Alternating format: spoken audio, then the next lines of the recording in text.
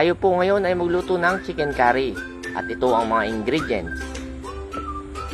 Una ay hiwain natin ng bawang, sibuyas, at saka luya.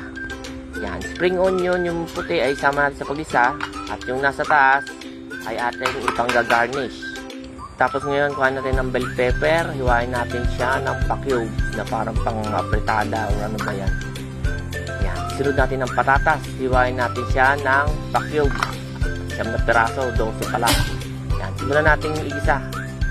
Bawang.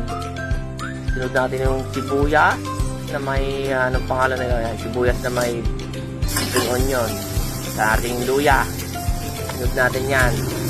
Pagkatapos yan ay ating haluin at sunod natin ng manok. Ayan. Hayaan mo lang yan dyan. Pag ano na, pwede natin lagyan ng paminta.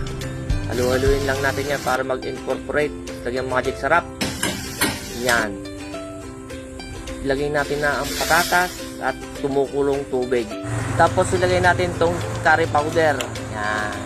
I-simmer natin siya ng 20 minutes. At pagkatapos ng 20 minutes, ilagay natin ang kokomama. Pagkatapos naman yan ay ilagay na natin tong bell pepper. Tapos lagay natin ang patis, pampalasa. And we're done. Chicken curry. Tara, kain na.